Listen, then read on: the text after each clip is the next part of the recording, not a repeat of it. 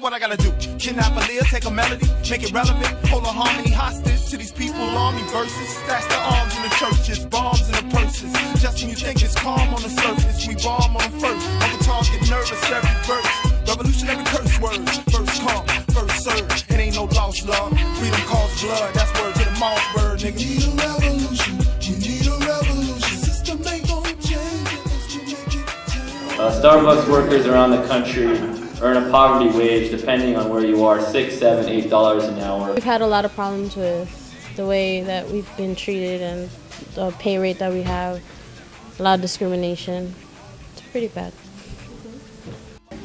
$7.75 an hour wasn't doing it. Many workers have bills to pay and they don't want to be the working poor forever. We deserve a fair share.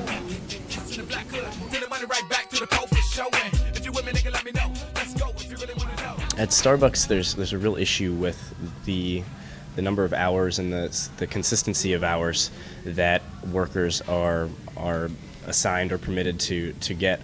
Every single worker at Starbucks who is not an assistant manager or a manager is a mandatory part-time employee, which means that we are never given more than 40 hours a week. We're never given 40 hours a week, and on top of that, if we go into overtime, it's a disciplinary offense. We can receive a write-up for that. So we're supposed to have to police our own hours and make sure that we don't exceed that number. This is an incredibly widespread issue at Starbucks. Not only the amount of hours that we get each week, but the consistency week to week. You can have 30 one week, 15 the next week. When it comes down to paying your bills at the end of the month, you really don't know how much money you're going to have in your bank account. And then, of course, there's the big lie. The big lie is the Starbucks healthcare message. Now, if you stop many people on the street outside here, you say, well, you know, at least they have healthcare. The wage might not be right, but at least they have healthcare. If we maintain an average of 20 hours per week every quarter, we have the ability to qualify for purchasing the company's health plan. Only 43% of Starbucks employees choose to purchase the company's health plan. The number is 47% for Walmart, just to give you a little bit of a relative statistic there.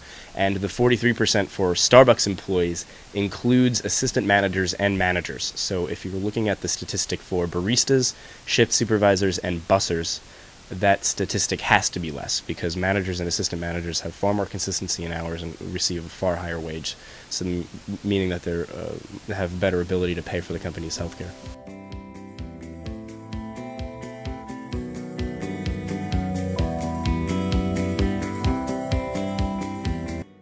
In May 2004, workers at the 36th Street and Madison Avenue location declared their membership with the Industrial Workers of the World. We got union cards together, we got them signed, we took them to the National Labor Relations Board and filed a petition, and we talked to workers about a union in the store to the other workers, and they were with it. They decided to join the IWW Local 660, and that's how it came about. After the election idea fell through, were bribed to not be in the union. Starbucks had anti-union busting campaigns. They had a guy dress up as a manager and come to the store, say he was a manager, and he would buy the workers pizza, he would give out Mets tickets and gym passes. We were getting pizza on an everyday basis at the time, and they were threatening workers that they could lose their jobs if they joined the union. Benefits will be taken away, union dues will have to be paid. A bunch of phony baloney that were giving all the workers at 36 and Madison. Ever since we came out, They always, you know, pick on us for any little thing. They want to enforce rules that have never been enforced before. We're not in the business of filling bellies. We're in the business of filling souls.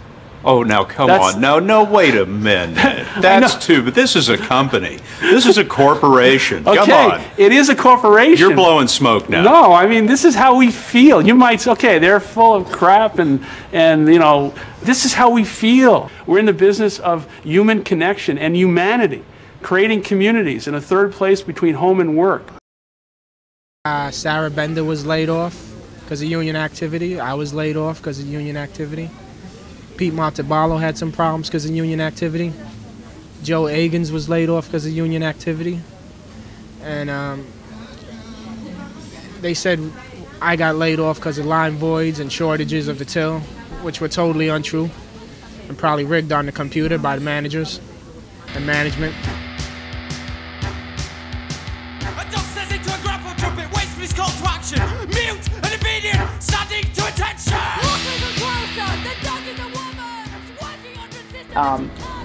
Our case that we'd been continuously filing unfair labor practices of all this, and it finally went to trial, and surprisingly Starbucks settled the case on the first day, meaning that we basically won all the things we were asking for, which was my job back, Anthony's job back, the right to wear union pins on the clock.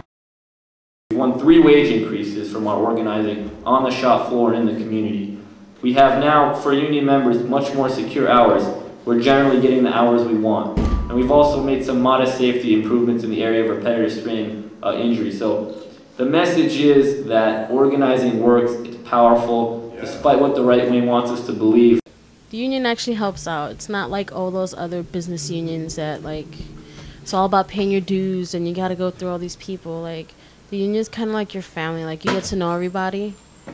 And it's like whenever I have a problem, they're always there, and we really stick together and we try our best. What we're trying to do here is more than just get higher wages or get consistent scheduling. It's really about fighting for a better life, both on and off the job. And you know, right now there are a lot of Starbucks workers involved, but this is really, for me, I see it as what are the jobs out there now? A lot of them are retail and food service, and why are we expecting such poor treatment? You know, we're all working hard. We're not bad people because we work these jobs, and I think we deserve a good life from it. So certainly if you're interested in making your life better, get involved, get in contact with us, starbucksunion.org, yeah, or IWW.org. Okay. They keep us in misery. We need some solidarity and bring a great victory. Lead us